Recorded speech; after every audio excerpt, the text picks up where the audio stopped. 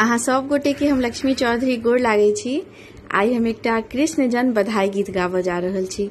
एहि गीत के रचनाकार आदरणीय कवि कुमार आशुतोष राजेश जी छथिन। रचना बहुत सुंदर अछि। आशा करै छी जे अपने सब गोटे के नीक लागत। धन्यवाद। यशोमती घरे ऐला ललना हे, सब देत बधाई। यशोमती घरे ऐला ललना हे, सब देत बधाई। नंद बाबा घर देखू हल चल हे, नंद बाबा घर देखू हल चल हे, बाजय शहनाई। नंद बाबा घर देखू हल चल हे, बाजय शहनाई। श्यामल मुख अति सुंदर हे, सब करत बड़ाई। श्यामल मुख अति सुंदर हे, सब करत बड़ाई। यशोमती घरे ऐला ललना हे, सब देत बधाई। माखन मिश्री बाटथि हे, बाबा बाटथि मिठाई। माखन मिश्री बाटथि हे, बाबा बाटथि मिठाई।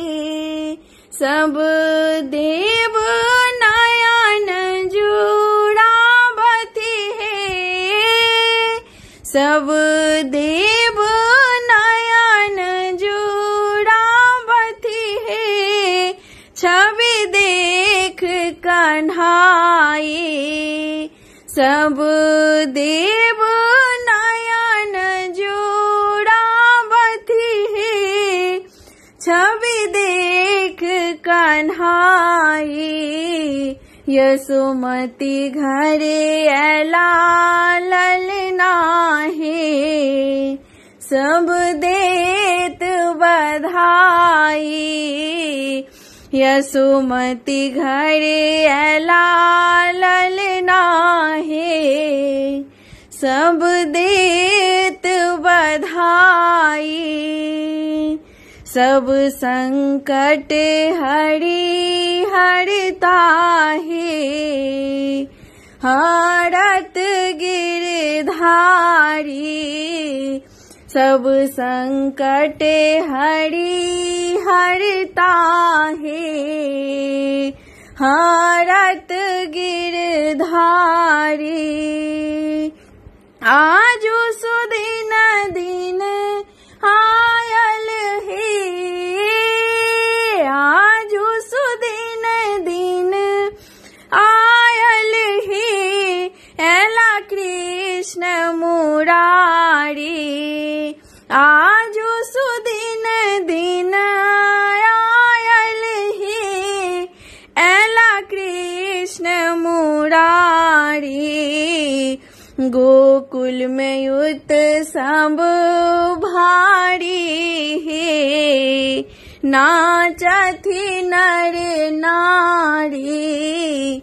गोकुल में उत्सव भारी हे, नाचथि नर नारी। यशोमती घरे ऐला ललना हे, यशोमती घरे ऐला ललना हे, सब देत बधाई। श्यामल मुख अति सुंदर हे, सब करथि बड़ाई।